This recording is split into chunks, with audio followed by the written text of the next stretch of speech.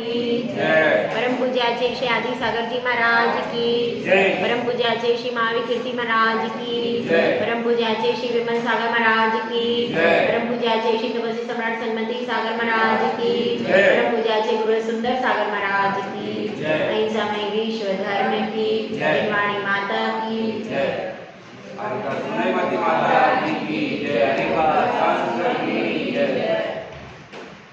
गुरुदेव ने बहुत प्रकार से समझा दिया। कौन से गुरुदेव ने?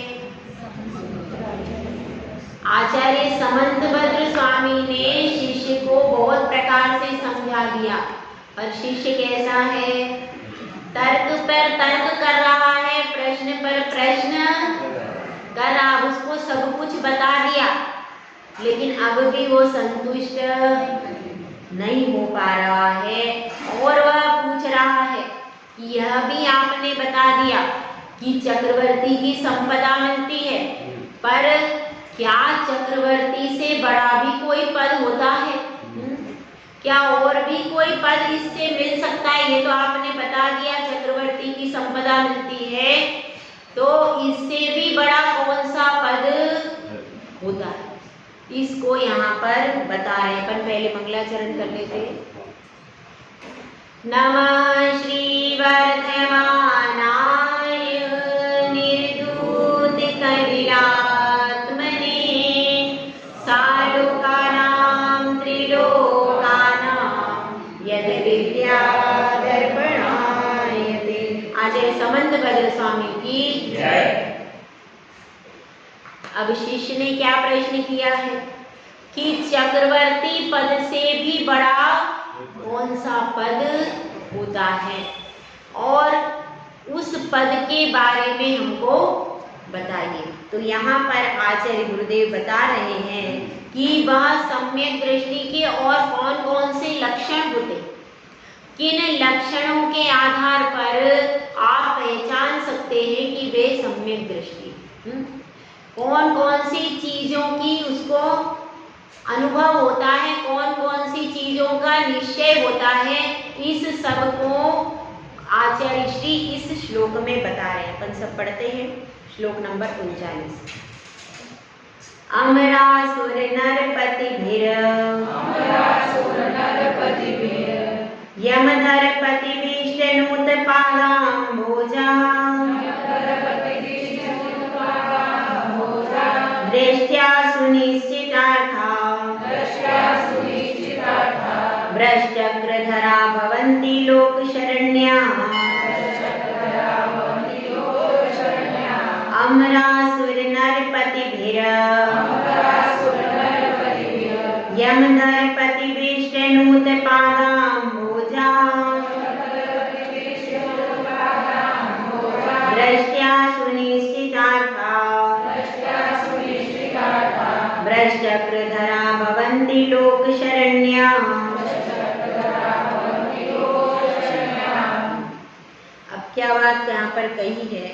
सबसे पहले नीचे का शब्द देख लेते हैं। नीचे लिखा हुआ है सुनिश्चितार्था, मतलब सुनिश्चित धन अर्थ। यह स्वर संधि है कि सुनिश्चित धन अर्थ, सुनिश्चित कर लिया है अर्थ यानी पदार्थ, पदार्थों का जिसको दृढ़ निश्चय हो गया। पदार्थ कितने भाई?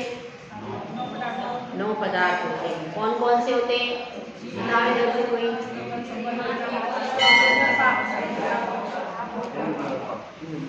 जो यह 9 पदार्थ होते हैं वह सम्यक दृष्टि जीव इनका दृढ़ निश्चय कर चुका है।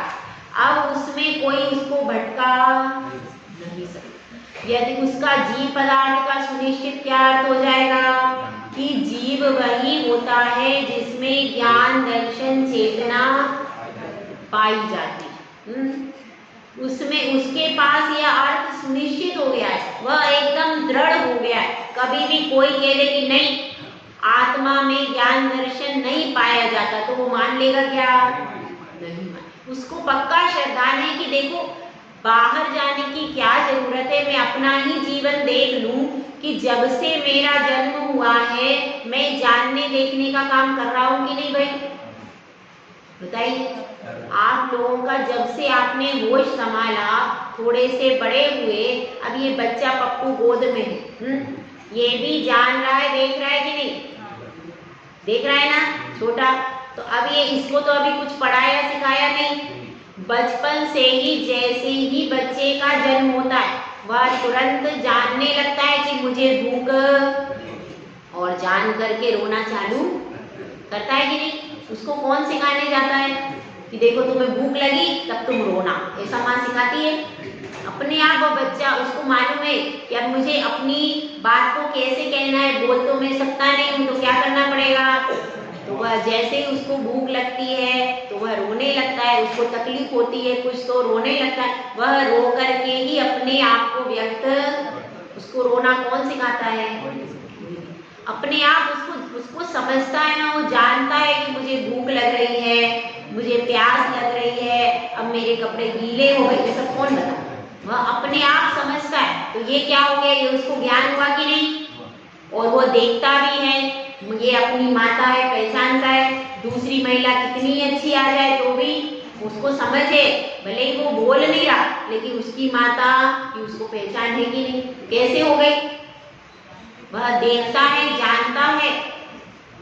तो यह गुण हमें कब से है? अनादिकाल से है। संसार में जितने लोग हैं सभी देखते जानते हैं कि नहीं? जिसकी आंखें नहीं है वह भी जान रहा है, और अंतरंग से तो देख ही रहा है, स्मरण के माध्यम से। तो अपने को यह समझना है कि एक जीव का लक्षण क्या है? ज्ञान और दर्शन। और आपको एक बात और बता दें, धवला पुस्तक में आया है कि दर्शन का वास्तविक अर्थ है स्वसंवेदन। स्वसंवेदन मीन्स क्या? अपना संवेदन, अपना अनुभव करना। दर्शन हमेशा स्वप्रकाशक होता है और ज्ञान कैसा होता है? पर प्रकाश। दर्शन कैसा है, थोड़ा सा एक उदाहरण के माध्यम से अपन समझने का प्रयास करेंगे। अब जैसे हमने आपको पुकारा, संगीता जी, क्या पुकारा? संगीता जी, ठीक है। अब इसको समझना, हमने आपको पुकारा, तो पुकारने के पहले हमने अपना मानस बनाया कि हमको किसको बुलाना है। तो हम क्या करेंगे? पहले आपकी तरफ देखेंगे और फिर अपने अंतरंग से हमने ये विचार किया कि हम बुलाएंगे। तो जो अंतरंग का विचार है, अभी बाहर नहीं आया, अंतरंग में जो हमने तैयारी की कि अब हमको यह काम करना है, इनको पुकारना है, तो अंतरंग में तैयार हुए। जो अंतरंग की तैयारी है वह है दर्शन, किसी भी चीज की। अब हमको जैसे यह घड़ी पकड़नी है, तो एकदम तो हम नहीं पकड़ लेंगे, पहले हम विचार बनाएंगे अंदर कि हाँ हमको ये घड़ी पकड़नी, अपने आप को तैयार करेंगे। फिर उसके बाद इसको छुएंगे। इसी तरह से हम हर चीज के लिए, आप देख लीजिए, हर चीज के लिए पहले हम अंदर से प्रिपेयर होते, उसके बाद अपन बाहर उस काम को बताए कि नहीं आपके साथ ऐसा। तो जो अंदर का प्रिपरेशन है, जिसमें दूसरे का कोई रोल है, उसमें रोल कोई भी रोल। अब हमें मंदिर जाना है, तो हम क्या करेंगे? अंतरंग, पहले अपने मन में अंतरंग में विचार बनाएंगे कि हमें मंदिर जाना है। अंतरंग में उस विचार के भी आने से पहले हमारी आत्मा उसके लिए धीरे धीरे रेडी होती कि मुझे मंदिर में, वो आत्मा की जो अंदर से रेडी हो रही, अंदर से तैयार हो रही। अभी आपने बाहर किसी को बताया नहीं कि मुझे मंदिर जाना, फिर आप बाद में क्या करते? बाद में क्रिया शुरू कर देते हो, डिब्बी उठाओगे, चावल भरोगे, ये तो सब फिर प्रोसीजर चालू हो गया। उसके भी पहले जब हम अपने अंतरंग में विचार बनाते हैं, विचार के भी पहले हमारा जो मानस एकदम तैयार होता है कि हमें ये काम करना है, उस मानस का अंतरंग से तैयार होना वह है दर्शन। और जब बाहर में हम देखना चालू कर देते हैं, समझना चालू, वो तो सारा ज्ञान के प्रोसीजर में आता है। तो इसलिए कहा गया है कि स्वसंवेदन दर्शन है, और जो सामने वस्तु का ज्ञान होता है तो क्या हो गया? वह हो गया ज्ञान। ठीक है, तो अब इस चीज से अपन को समझ लें कि ज्ञान दर्शन यह जीव का स्वभाव है, यह प्रूव भी हो गया। ठीक है, तो यह तो बिल्कुल प्रूव है। इसी तरह से दूसरा अपना कौन सा है तत्व? अजीव। अजीव तत्व है। अजीव तत्व में सब आ जाते हैं, पुद्गल भी आ जाता है, धर्म, अधर्म, आकाश और काल। तो इनका भी जो स्वरूप है उसको अच्छे से समझना। ये किस में आएगा? अजीव तत्व। अब पूरा उसमें श्रद्धान होना चाहिए। पुद्गल है तो पुद्गल में क्या श्रद्धान होगा कि पुद्गल का स्वभाव है स्पर्श रस गंध वर्ण, उसमें चेतनता नहीं। अगर हम इस शरीर में चेतनता मानते हैं तो क्या हो जाएगा? ये पुद्गल के विरुद्ध श्रद्धान हो गया। तो इसलिए बिल्कुल पक्का श्रद्धान कि इसमें ज्ञान दर्शन चेतना नहीं पाई जाती।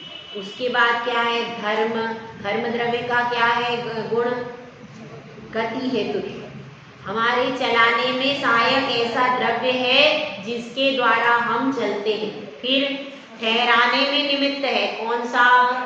अधर्म द्रव्य। इसके बाद आकाश द्रव्य। आकाश ऊपर नहीं है। अभी तक अपन क्या समझते थे? जब नहीं समझता था, छोटे थे तब, तो आकाश कहाँ है? ऊपर है। बच्चों को भी यही सिखाते हैं, बच्चों आकाश कहाँ है? ऊपर है। धरती कहाँ है? पर आकाश मात्र ऊपर नहीं है, आकाश पूरे तीनों लोकों में फैला हुआ है, सभी जगह व्याप्त है और उसमें अवगाहन शक्ति है। इसमें आकाश में, उसमें यदि अवगाहन शक्ति ना होती तो हम यहाँ पर बैठ नहीं सकते। तो यह आकाश तीनों लोकों में फैला हुआ है। इसका श्रद्धान करना, ऐसा श्रद्धान नहीं करना नहीं बस आकाश ऊपर है धरती नीचे, ऐसा श्रद्धान कर लेंगे तो विपरीत हो जाएगा। आकाश द्रव्य का पूरा स्वरूप समझ करके श्रद्धान करना। और यह चार द्रव्य कैसे हैं? शुद्ध हैं। कौन से? धर्म, अधर्म, आकाश और काल। ठीक है। काल द्रव्य है तो वह कैसा है? उसका क्या है स्वरूप? व्यवहार काल कैसा है? घड़ी, घंटा, मिनट, माह, वर्ष, ये व्यवहार काल है। और निश्चय काल क्या है? वह असंख्यात आकाश के प्रदेशों पर जो एक एक कालाणु स्थित है वह क्या है? इसका दृढ़ श्रद्धान करना, इसको क्या कहेंगे? यह है सुनिष्ठ काल। सम्यक दृष्टि जीव को इसका बिल्कुल सुनिश्चित होते हैं। तो जीव अजीव आश्रव का श्रद्धान करना कि जो भी कर्म मैंने पहले बांधे थे, पहले जो कर्म आए थे उसी के कारण बंद होता है। पहले क्या होता है? कर्मों के आने के द्वार को उसका श्रद्धान होना पक्का कि कोई यदि भटका दे कि नहीं आश्रम नहीं होता है तो कहना नहीं, प्रति समय 7 कर्म आ करके आ रहे कि नहीं? 7 कर्म अभी भी आ रहे हैं, लेकिन अभी यहाँ पर बैठे हो तो यहाँ पर आपको शुभ आश्रव होगा, अशुभ आश्रव। मंदिर में आप बैठे हो, पूजा में बैठे हो, जिनवाणी को सुन रहे हो, तब कौन सा आश्रव होगा? शुभ आश्रव होगा। और घर में जाओगे, इधर उधर लड़ाई करोगे, कहीं कुछ काम करोगे आरंभ के, व्यापार के, तो क्या होगा? अशुभ आश्रव। घर में भी यदि आप चौका लगा रहे हो तो क्या होगा? तो उस चौके में आप सुबह से 6 बजे से लेकर के 10 बजे तक, 12 बजे तक लगे रहे, इतनी उसमें मेहनत की, पर वो पूरा शुभाश्रव ही है। आपने जब चंदोबा भी बांधा, शाम को आपने चंदोबा बांधा, तब से आपका शुभाश्रव, बाजार जाकर के सब्जी लेकर के आ रहे हैं तब भी क्या है? मंदिर की द्रव्य बाजार से खरीद के लाए, आपका शुभाश्रव है, जो मंदिर के लिए द्रव्य, विधान के लिए द्रव्य। तो जितना जितना आप निमित्त से भी काम कर रहे हो तो वो सारा शुभाश्रव के अंतर्गत ही आता है। तो अपने को यह समझना है आश्रव, उसके बाद बंध क्या है? जो कर्म आए हैं वे सब कर्म कैसे होंगे? वह सब जब आत्मा के साथ एक मेक संबंध को प्राप्त हो जाते हैं, उसको क्या कहते हैं? एक मेक संबंध का अर्थ स्पर्श करना नहीं है, क्योंकि आत्मा में स्पर्श गुण नहीं है, ये ध्यान रखना। केवल वे आत्मा के प्रदेशों के ऊपर ठहर जाते हैं, लेकिन वो स्पर्श नहीं करते आत्मा। बिना स्पर्श करे ही कितना प्रभाव कर देते बताओ। जबकि आत्मा में स्पर्श रस गंध वर्ण गुण है ही नहीं, केवल वो कर्म पुद्गल जो हैं, आत्मा के प्रदेश जो हैं, असंख्यात प्रदेश ही हमारी आत्मा है, तो उन प्रदेशों में आकर के ठहर जाते बस, लेकिन उसको स्पर्श तो कर ही, क्योंकि आत्मा अमूर्तिक है। अगर हम ये मानते हैं कि कर्म हमारी आत्मा से बिल्कुल चिपके हुए हैं, हमारी आत्मा को स्पर्श करते हैं, तो हमारा ज्ञान क्या हो गया, आत्मा में स्पर्श गुण मान लिया, और आत्मा में स्पर्श गुण नहीं, वो सिर्फ वहां ठहरे हुए, लेकिन आत्मा उसको स्पर्श नहीं करती। इसको समझना, क्योंकि कर्म क्या है, मूर्तिक है, कर्म पुद्गल है, और आत्मा कैसी है, आत्मा जीव है, अमूर्तिक है। तो अपने को यदि स्वरूप का सही सही ज्ञान होगा, तभी अपन क्या बनेंगे, सम्यक दृष्टि। ठीक है, तो बंद हो गया। उसके बाद संवर, संवर मतलब कर्मों का, आते हुए कर्मों का रुक जाना, उसको क्या कहेंगे, संवर। उसके बाद निर्जरा है, निर्जरा का अर्थ क्या है, बंधे हुए कर्मों का एक देश झड़ जाना, क्या है, और संपूर्ण कर्मों का क्षय हो जाना, मोक्ष। तो इन 7 तत्वों के श्रद्धान में दृढ़ता होना चाहिए। ऐसा नहीं है कोई भटका दे, नहीं, ऐसा नहीं होता पुद्गल, ऐसा थोड़ी अपन मान लो कि नहीं, कोई भी भटकाए कुछ तो भी अपन भटके, ऐसा दृढ़ श्रद्धान किसके प्रति, 7 तत्वों के प्रति, सच्चे देवशास्त्र गुरु के प्रति भी। ऐसा नहीं है कोई कह देगा कि अरे वो मंदिर भगवान तुम्हारे कुछ देते नहीं, चलो इधर, तो तुम उधर, ऐसा नहीं होना चाहिए। जो भी हमारा निर्णय होगा, हमारा फैसला होगा, तो यहीं पे, बाहर कहीं जाना नहीं। और जो भी होगा, कहते हैं ना, तेरे फूलों से भी प्यार, तेरे कांटों से भी प्यार। जब कर्म फूल बरसाता है तब तो आप बिल्कुल नाचते हो, और जब कर्म कांटे बरसाता है तब आप भागते हो, ऐसा क्यों, बताओ। जब यहाँ पर, जब बहुत अच्छा सब कुछ चल रहा है, वो भी तो भगवान की कृपा ही है, आपके पिछले जन्म के पुण्य कर्म से आपको सब कुछ मिला। अब आपने कुछ गलत काम किया है और उसका फल मिलता है, तब आप भगवान को छोड़कर इधर उधर भग जाते हो, बताओ, ऐसा होता है क्या, ऐसा घर में तो नहीं होता। आपके घर के परिवार के सदस्य ऐसा तो नहीं हो जाता कि भैया अब यहाँ संकट आ गया, अब जाके अपन दीक्षा ले लें, अपन घर छोड़ दें, ऐसा तो किसी के भाव बनते नहीं है। ऐसे बने तो कल्याण हो जाए सब चीज का। घर छोड़कर तो आप नहीं जाते, घर में तो वहीं रहते हो, वहीं आपकी पत्नी भी है, वहीं बच्चे, वो घर में संकट आया, कुछ आया, तो आप घर को नहीं छोड़ते, भगवान को छोड़ देते। ये बड़ी समस्या। तो भाई जब घर को, अगर सबसे अच्छा तो क्या होगी, भैया हमारे संकट आया, हमारे परेशानी, सबसे अच्छा मार्ग क्या करना चाहिए बताए, वहां जाकर के भैया आप घर का त्याग करो, अब अपन जाके दीक्षा लेते, ऐसा निर्णय होना चाहिए। पर ऐसा निर्णय आप लोग करते नहीं। हाँ, तो अब अपने को यह समझना है कि सबसे पहले 7 तत्वों का, 9 पदार्थों का, सच्चे देव शास्त्र गुरु का, और अपनी आत्मा को इन सबसे अलग समझना। समस्त जीव और अजीव मेरी आत्मा से अलग, ऐसा दृढ़ श्रद्धान होता है, तब जाकर के सम्यक दर्शन की भूमिका बनती। इतना सब होना चाहिए। यदि ये सब नहीं है तो आपको फिर सम्यक दर्शन नहीं हो सकता। ये इसके लिए कंपलसरी एलिमेंट्स है। किसके लिए? सम्यक दर्शन के लिए। इसके यदि ये सब चीजें नहीं हैं तो सम्यक दर्शन हो नहीं सकता।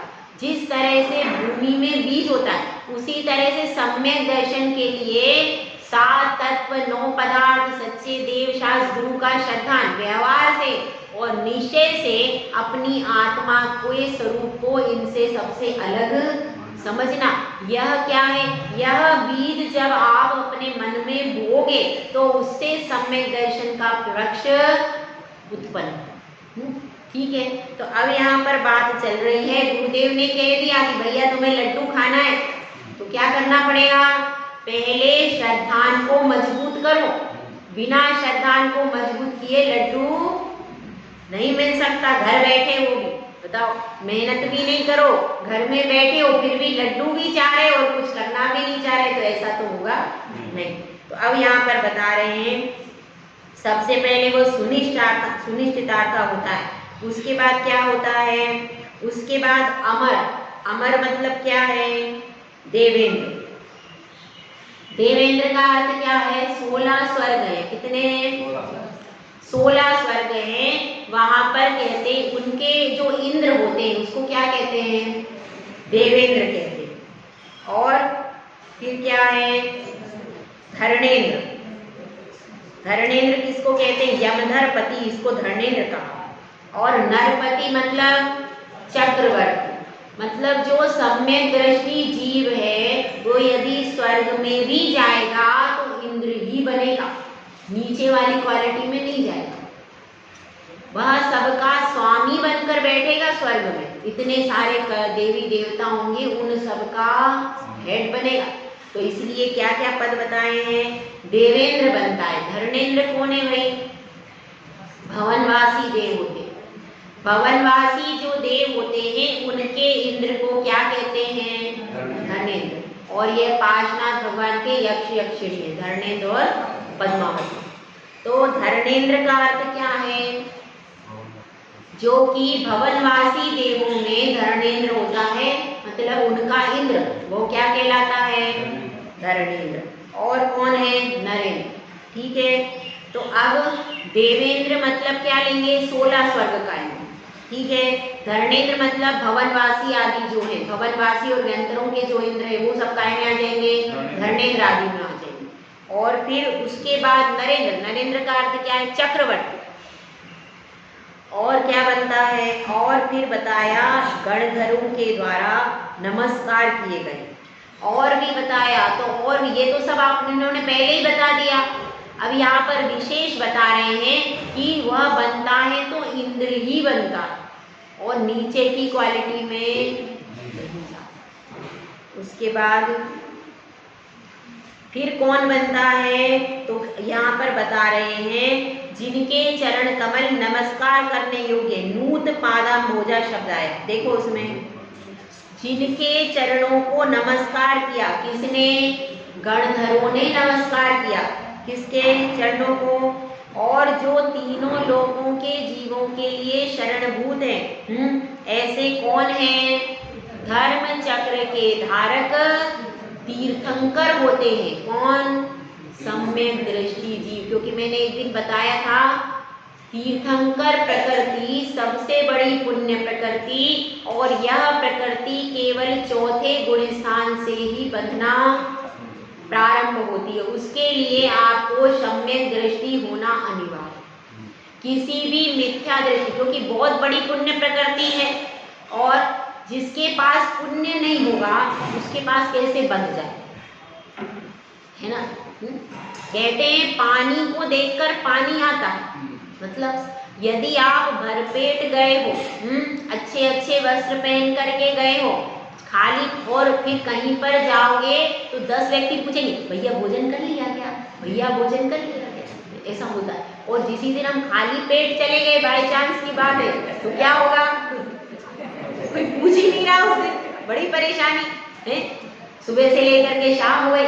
इसलिए कहते हैं कि जब भी चलो तो अपना पाठी लेकर चलो, अपना कलेवा लेकर के चलो। अगर आपकी जेब में आपका कलेवा है तो 50 लोग पूछने वाले मिल जाएंगे, और यदि अपने पास कलेवा नहीं है तो पता चला शाम तक भूखे ही रह गए। तो अब अपनी यह बात चल रही है, क्या बात चल रही है? कि तीर्थंकर प्रकृति सबसे बड़ी पुण्य प्रकृति क्या है? उससे बढ़कर के कोई भी पुण्य प्रकृति पूरी दुनिया में नहीं है। तो अब वो अपने श्रेष्ठ मोक्ष को प्राप्त करना, तो उसके लिए सर्वोत्तम कौन है व्यक्ति जो मोक्ष भी प्राप्त करता है और समस्त विषय भोग भी बहुत उत्कृष्ट प्राप्त करता है? वो कौन है? तीर्थंकर। तीर्थंकर जो भोग भोगते हैं वह इस पृथ्वी के तो होते ही नहीं है। कहाँ के होते हैं? वह अंगूठा भी चूसते हैं तो उसमें देवेंद्र उसमें अमृत लगा देता है। वह धरती की एक भी चीज भोजन कब करते हैं? जब वो दीक्षा लेते हैं उसके बाद वो धरती का भोजन करते। उसके पहले तो पूरी सामग्री स्वर्ग से ही आती है। मतलब कितना फायदा है बताओ। एक तीर्थंकर उत्पन्न कर लो आप लोग तो कितना फायदा है। कमाने की जरूरत कुछ भी नहीं, उसको खिलाने की जरूरत नहीं है, उसका कुछ भी नहीं। और देखो वे निर्मल होते, उसका कोई भी शरीर में कोई परेशानी नहीं, स्वस्थ होते हैं, निर्मल होते हैं, कोई रोग उनको नहीं, कोई परेशानी नहीं, मलमूत्र नहीं, कुछ भी नहीं उनको, एकदम निर्मल। और सारे देवता चरणों में पड़े रहते। कितना फायदा है कि नहीं फायदा। अगर माता बनना हो तो किसकी बनो? तीर्थंकर की माता बनो। एक बार तीर्थंकर की माता बन जाओ तो 3 भव में मोक्ष सीधा। और फिर सारे देवता आकर के पूजा करते हैं तीर्थंकर की माता की। कितना सत्कार होता है कि नहीं। पंचकल्याणक में देखो वैसे तो किसी माता को बनने के भाव ही नहीं करना। क्यों? क्योंकि माता बनने के भाव क्यों नहीं करना? क्योंकि स्त्री पर्याय को पुनः प्राप्त करने की भावना नहीं करना। स्त्री पर्याय तो सम्यक दृष्टि जीव स्त्री पर्याय को प्राप्त ही नहीं करता है। वह तो ये भावना पाता है कि स्त्रीलिंग का मैं छेद कर। हम तो आपको तीर्थंकर की महिमा बता रहे कि तीर्थंकर के प्रभाव से वह माता भी कैसी हो जाती है। वह माता भी सम्यक दर्शन की विशिष्ट विशुद्धि को प्राप्त कर लेती। और क्या बता रहे हैं यहाँ पर? तो ऐसा तीर्थंकर है जो कि 16 कारण भावनाएं भाता है। और गर्भ में ही जब तीर्थंकर आते हैं तो 9 महीने तक रत्न बरसते रहते, सारी नगरी सुखी हो जाए। एक आध इधर आ जाए तो बहुत अच्छा हो जाए, तो बहुत सारे लोग तो फटाफट के रत्न ही उठाते रहेंगे, कल्याण हो जाए। तो सबका यहाँ पर कल्याण हो जाएगा। वो तो भगवान को पता नहीं है। यहाँ पर आएंगे तो सारा प्रतापपुर दीक्षा लेगा, यहाँ कोई रहेगा ही नहीं, है ना। भव्य जीव रहते हैं यहाँ पर। तो अब क्या बात चल रही है नीचे देखो। वृष चक्र धरा। वृष का अर्थ होता है धर्म। तो कई प्रकार के चक्र होते हैं। एक होता है कर्म चक्र। कौन सा होता है? कर्म चक्र, कर्मों का चक्कर। आप सब उसी में फंसे हुए। कर्मों का चक्कर है, कर्म घुमाता है मुझको। यह मिथ्या भ्रांति नहीं मेरी, यह मिथ्या भ्रांति तो है, पर वास्तव में यह कर्म हमें परेशान तो करता ही है। करता है कि नहीं? करता है। मगर कर्म घुमाता क्यों है? अब मैंने स्वयं कर्म बांधा है तब यह कर्म मुझे घुमा रहा है। और वह घुमा रहा है क्योंकि पहले मैंने बुला लिया, आओ आओ, वेलकम वेलकम। क्रोध करा, क्रोध किया तो क्रोध रूप परमाणु बन गए। अब क्या हो गया? अब वेलकम कर लिया तो वो तो आके बैठेगा। क्योंकि कर्म का क्या है, वो आ तो जाता है आसानी से, पर जाता आसानी से नहीं है। वो बहुत हठी मेहमान है। आ तो जाता है लेकिन जाता नहीं है। वो अपना फल देके जाता है। वह अपनी भेंट आपको देगी, क्योंकि मेहमान जाए तो भेंट देके जाएगा, तो वो भेंट दे करके फिर जाता है। और उसकी अच्छी भेंट होती है तो आप खुश होते हो, और उसको खराब दे जाता है तो फिर दुखी होते। तो वो मेहमान भेंट दे करके जाता है। तो अब अपनी बात यह चल रही है कि कितने प्रकार के चक्र होते हैं। एक होता है कर्म का चक्र, एक होता है संसार का चक्र, और एक होता है धन का चक्र। धन का भी चक्कर होता है। उस धन संपत्ति के पीछे आप घूमते रहते हो। और किसका चक्र होता है? एक होता है सिद्ध चक्र। सिद्ध चक्र सबसे अच्छा कौन सा है? सबसे अच्छा है सिद्ध चक्र। सिद्ध के चक्र में यदि आप घूमोगे तो शांति मिलेगी, शाश्वत सुख मिलेगा। इसीलिए घूमना किसमें है? सिद्ध चक्र में घूमना, उसमें परिक्रमा लगाना है सिद्ध चक्र। तो क्या होगा? सिद्ध चक्र की आराधना करने से आपका शाश्वत सुख मिल जाएगा। तो इस प्रकार से कई प्रकार के चक्र हैं। और एक होता है वह किसका? रथ। रथ का भी चक्र होता है, रथ में भी चक्र होता है। तो इस प्रकार से कई प्रकार के चक्र, 9 प्रकार के चक्र हैं। अब मैं कल अगर बता सकूंगी तो कल बताऊंगी। 9 प्रकार का चक्र है। धर्म चक्र तो है, धर्म का चक्र भी है। इस प्रकार से कई प्रकार के चक्र, एक संसार का चक्र है, पंच परावर्तन रूप संसार होता है, वह चक्र भी हमेशा चालू रहता है। आज इस पर्याय में, कल उस पर्याय में, परसों उस पर्याय में, इस प्रकार से पूरा। एक होता है वंश का चक्र, आपके क्या हो जाते हैं, एक आपके दादा थे, उसके बाद उससे आप उत्पन्न हुए, फिर क्या हुआ, फिर आपसे पुत्र उत्पन्न हुए कि नहीं, फिर उससे पुत्र उत्पन्न हुए। ये पूरा वंश का चक्र है, ये भी पूरा घूमता रहता है और बार बार इसमें यह पूरा चलता रहता है, ये कभी भी रुकता नहीं। तो इस तरह से इन सब चक्रों से छूटने का उपाय क्या है, धर्म चक्र को धारण करो। धर्म चक्र लेकर के कौन चलता है, सर्वाण्य यक्ष होता है।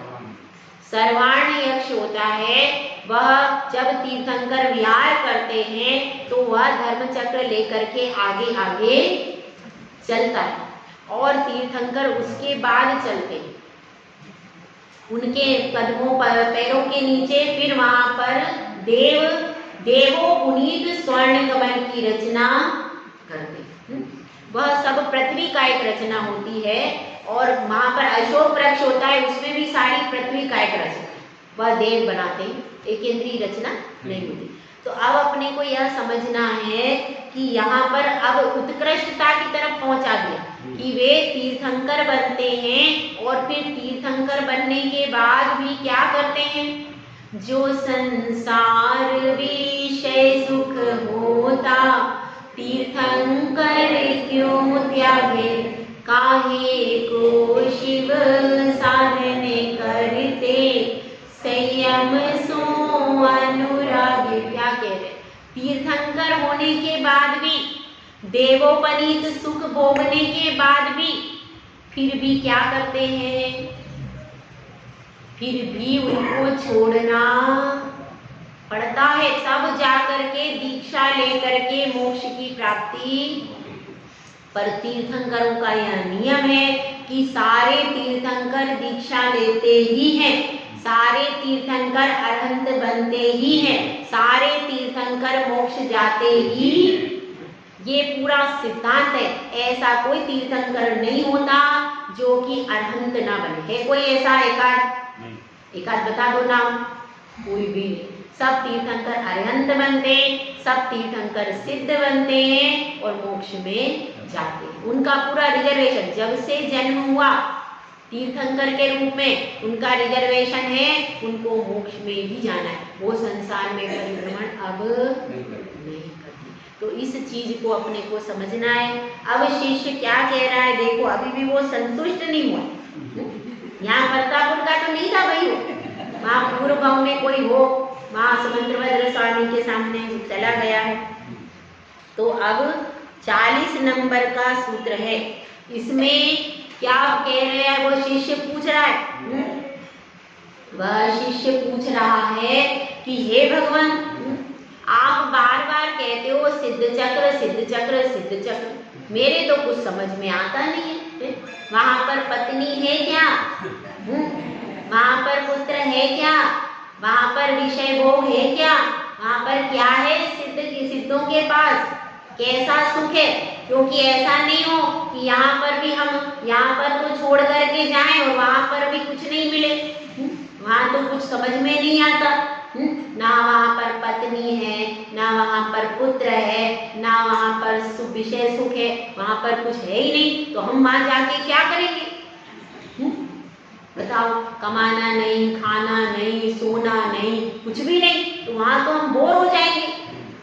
ठीक है, ऐसा प्रश्न है उसका, किसका, शिष्य का। तो अब गुरुदेव इसका उत्तर दे रहे हैं, इस श्लोक को अपन पढ़ते हैं। शिव मजर मरुज मक्षये मा व्याबाधं विशोक भये शंकम काष्ठागत सुख विद्या विभवं विमलं भजन्ति शरण दर्शन शरणा।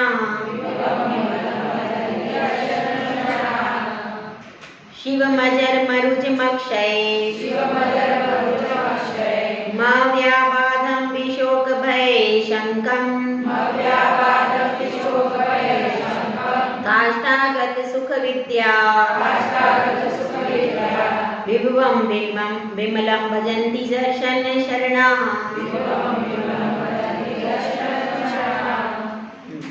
अब इसमें समझना है कि सम्यक दर्शन की जिसने शरण ली है, यहाँ पर आया ना दर्शन शरण्या, उसमें देखिए नीचे दर्शन शरणा शब्द आया कि नहीं? तो दर्शन शरणा का अर्थ क्या है? जिसने सम्यक दर्शन की शरण ले ली है, अब वह कभी भी मन से, वचन से और काय से कहीं भी मिथ्या आयतनों में नहीं जाता। इसका मतलब, क्योंकि शरण का मतलब यही है कि उसको प्राप्त करने के बाद हम इधर उधर किधर भी नहीं, ये शरण का मतलब होता है। तो जिसने सम्यक दर्शन की शरण ले ली है, और क्या लिखा है? अजरम आया उसमें शब्द, ऊपर देखिए अजर आया। अजर का मतलब वह जरा से रहित हो जाता है, और वृद्धावस्था, जरा मतलब अर्ध मृतक सम बूढ़ापनो कैसे रूप लखे आपको। पर यहाँ पर विशेषता है, परतापुर में कोई भी भूतपूर्व नौजवान नहीं है, यहाँ सब वर्तमान वाले नौजवान हैं। भले ही उम्र ज्यादा हो गई है, लेकिन उनका जोश, उनका उत्साह धर्म के प्रति कम नहीं हुआ। धर्म के प्रति यदि हम उत्साहित होते हैं तो लंबी उम्र होने के बाद भी युवा है, जो जितना एक्टिव रहता है वो उतना युवा। पर कहाँ का एक्टिव? संसार का एक्टिव नहीं, धर्म के क्षेत्र में एक्टिव रहना चाहिए। जितना आप धर्म के क्षेत्र में एक्टिव रहेंगे उतने आप युवा दिखेंगे। तो यहाँ पर पता चल रहा है हमेशा के लिए उसको बुढ़ापा कभी भी आता नहीं, अजर हो जाता है। और फिर क्या है? आरुजम, आरुजम आया ऊपर देखिए, आया आरुजम, या आया हाँ, अजर और आरुजम, अरजम और अरुजन निकलेगा बीच में से। तो अरुज का अर्थ क्या है? रोगों से रहित हो जाते हैं, और अक्षयम यानी विनाश से रहित हो जाते हैं। किसकी बात चल रही है? सिद्धों की बात चल रही है कि सिद्धों के पास कभी भी बुढ़ापा, रोग नहीं आता, और क्या नहीं आता? कभी भी विनाश को प्राप्त नहीं होते हैं, और क्या नहीं होता? और उनके सुखों में कोई भी बाधा नहीं आती। और क्या होता है? अव्याबाधम का अर्थ है बाधा रहित। इसके बाद है विशोक। विशोक मतलब शोक से रहित हो जाता है, भयों से रहित और शंका से भी रहित। 7 प्रकार का भय होता है। कौन कौन सा होता है? इहलोक भय, परलोक भय, वेदना भय, मरण भय, आकस्मिक भय और आरक्षा भय और अगुप्ति भय। कितना हो गया? देखो, इहलोक भय, परलोक भय, वेदना भय, मरण भय और आरक्षा भय, अगुप्ति भय और आकस्मिक। इस प्रकार से ये 7 भय होते हैं। इन 7 भयों से सम्यक दृष्टि रहित होता है, उसको 7 प्रकार का भय नहीं होता है सम्यक दृष्टि जीव को। तो यहाँ पर तो सब प्रकार के भय से रहित है, क्योंकि शरीर ही नहीं है। कोई उपसर्ग भी करेगा तो किस पे करेगा? आत्मा तो दिखाई ही नहीं देती। कितना सुपर काम है। अब जब आप अदृश्य हो जाओगे तो कोई आपको छू भी नहीं सकता, कैसे कोई परेशान करेगा? कैसे कोई गाली भी कैसे देगा? बताओ, दिखेंगे ही नहीं आप, क्योंकि आत्मा में तो ये सब चीजें है ही नहीं, वो तो अनविजिबल चीज है कि नहीं? सिद्ध भगवान किसी को भी दिखते, वो तो सिर्फ आत्मा के प्रदेश हैं, उस शरीर के आकार रूप केवल ज्ञानी के गम्य है। मगर आत्मा किसके गम्य है भाई? केवली गम्य है। केवली के अलावा और किसी को आत्मा का सही स्वरूप नहीं। ये तो कौन सा? ये तो सब विकारी स्वभाव है, ये आत्मा का सही स्वरूप नहीं है। वो तो अंदर बैठी, बाहर से ये सब क्रिया शरीर की हो रही है, वह अंदर बैठी है इसलिए ये सब क्रिया चल रही है, लेकिन उसका रंग कैसा है, उसमें रंग है ही नहीं, उसमें रूप है ही नहीं, उसमें रस है नहीं, उसमें स्पर्श है नहीं, तो उसको देखना संभव। जो सब दिखता है वह सब उद्गल है, लेकिन यहाँ पर क्या है, जो दिखता है वो दिखता है, ऐसी स्थिति। तो अब यहाँ पर क्या कह रहे हैं, इन सब से, शोक से, भय से, शंका से, मतलब यह सब विकार से आप रहित हो जाओगे। कौन? शिव। शिव यानी मोक्ष। मोक्ष का स्वरूप बता रहे। मोक्ष का स्वरूप कैसा है? मोक्ष के स्वरूप में जरा नहीं है, जरा से रहित है, और रोगों से रहित है, और विनाश से रहित है, और बाधा से रहित है, शोक से रहित है, भय और शंका से रहित है। कौन? मोक्ष। और क्या लिखा है? काष्ठागत सुख विद्या, मतलब काष्ठागत, जैसे कि काष्ठ होती है, लकड़ी होती है, तो कहते हैं काष्ठ मध्य यथावग्नि, ऐसे आत्मा रहती है। परमात्मा स्वरूप करके एक है, उसमें आता है। तो जैसे लकड़ी में अग्नि दिखाई देती है, क्या अंदर लगी है? तो नहीं, बाहर से लकड़ी दिख रही। इसी तरह से हमारा ये शरीर है कि इसमें भी अंदर से क्या आत्मा है, और जब वह लकड़ी पूरी अलग हो जाती है तो आत्मा का सही स्वरूप प्रकट हो जाता है, और पूरी आत्मा के प्रदेश क्या हो जाते हैं, इस शरीर से बाहर निकल जाते। जैसे कि लकड़ी में से अपन क्या करते हैं, वो कहानी है ना पार्षद की, वो कौन थे? सुमोम कुमार नाम से भी आता है पार्षद चरित्र में, कि उन्होंने क्या किया, लकड़ी को जब दो फाड़ किया तो उसमें से कौन निकल गए? नाग नागिन। वो नाग नागिन की बात नहीं चल रही है, वो अपने ये शरीर कैसा है, काष्ठ के समान, और जैसे वो लकड़ी को चीरने से नाग नागिन निकले, ऐसे इस शरीर को आप क्या करोगे, इस शरीर को तपस्या से तपाओगे, कर्म सारे निकल जाएंगे, तो यह आत्मा शरीर रूपी पिंजरे से मुक्त होकर के फिर सिद्ध शिला पर विराजमान हो जाएगी। तो यहाँ पर बात यह चल रही है, जैसे अपन लकड़ी अलग कर देते हैं तो बीच में से अग्नि निकल जाती है, पता चल जाता है कि अग्नि है, और अग्नि भी बाहर निकल जाती है, उसकी लो ऊपर को जाती है, अग्नि की जाती है कि नहीं? तो जिस प्रकार से लकड़ी से अग्नि को अलग किया जा सकता है, उसमें आग लगी है उसको अलग कर दें, उसी प्रकार से हमारी यह लकड़ी रूपी शरीर में से आत्मा को, ज्ञान को अलग करते हैं, तब जाकर के हमको मोक्ष की प्राप्ति होती है। तो ये हो गया। फिर उसमें सुख है, विद्या है, और विद्या का अर्थ है केवल ज्ञान, और अनंत सुख, अनंत ज्ञान और वैभव से युक्त हो जाता है। और कैसा होता है? विमल।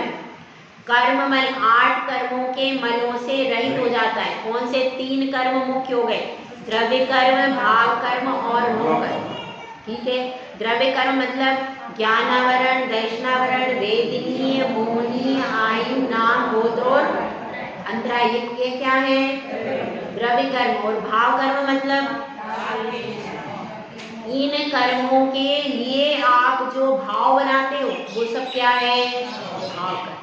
ठीक है, और उसके बाद क्या है? नो कर्म। नो कर्म का अर्थ है 3 शरीर और 6 पर्याप्तियों के योग्य उद्गल वर्गणाओं से जो निर्माण होता है जिसका, उसको क्या कहते हैं? नो कर्म। वह नो कर्म है, और उस जिससे शरीर का निर्माण होता है, मतलब यह शरीर की पूरी रचना किससे होती है? नो कर्म। तो ये 3 प्रकार के कर्म हैं।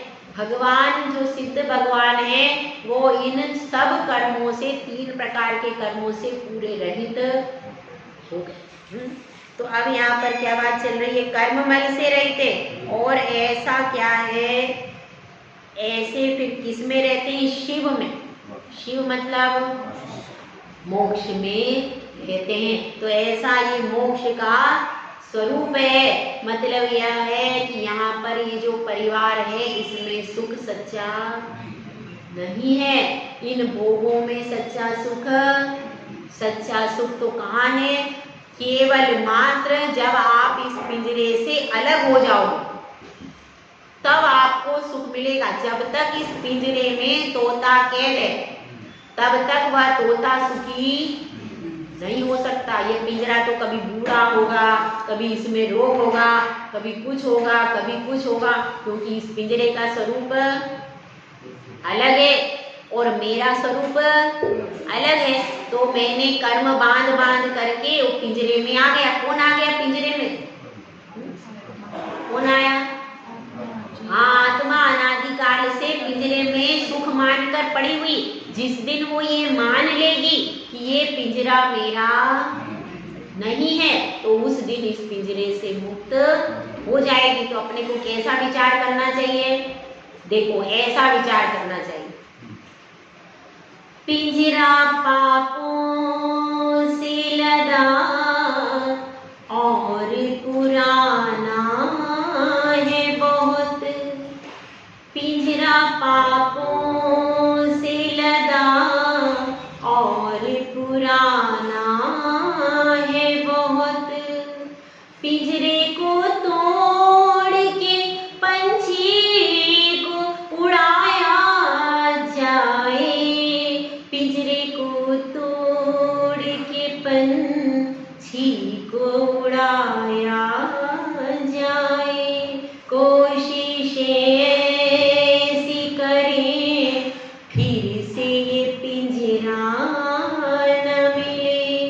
कोशिशें ऐसी करें फिर से ये पिंजरा न मिले। पंछी के पंखों को परवान चढ़ाया जाए।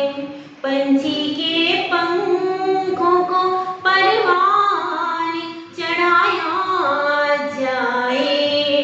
पिंजरे को तोड़ के पंछी को उड़ाया जाए। कोई पर काट ले ऐसा नहीं होने देना। कहीं ऐसा ना हो कि आपने उड़ने की तैयारी की और किसी ने कह दिया चुप बैठो, घर में दीक्षा नहीं लेनी, तो आप चुप बैठ जाओ। ऐसा नहीं करना। तो इतनी हिम्मत किसी की ना हो जाए कि आपके उड़ते हुए परों को काट ले। कोई पर काट ले ऐसा नहीं होने देना। कोई पर काट ले ऐसा नहीं होने देना। प्राण दे के सभी पंखों को बचाया जाए। अगर हमारा संयम, पंख क्या है? हमारा संयम है। यदि कोई संयम का हनन करना चाहता है तो संयम का हनन नहीं होने देंगे, भले ही प्राण चले जाएं तो चले जाएं। प्राण दे के सभी पंखों को बचाया जाए। पिंजरे को तोड़ के पंछी को उड़ाया जाए। तो हम सब यह प्रयास करें कि अनादिकाल से यह जो पिंजरा है इससे हमको क्या होना है? मुक्त होना है। मुक्त होएंगे तभी सुखी होंगे। ऐसी बिल्कुल धारणा बनाना चाहिए कि हम जब मुक्त हो जाएंगे पिंजरे से तभी सुखी होंगे। तो ऐसी धारणा को बनाकर हम सब इस धारणा के लिए निरंतर पुरुषार्थ करते रहें। इसी भावना के साथ जय बोला जय श्री सुंदर सागर महाराज की।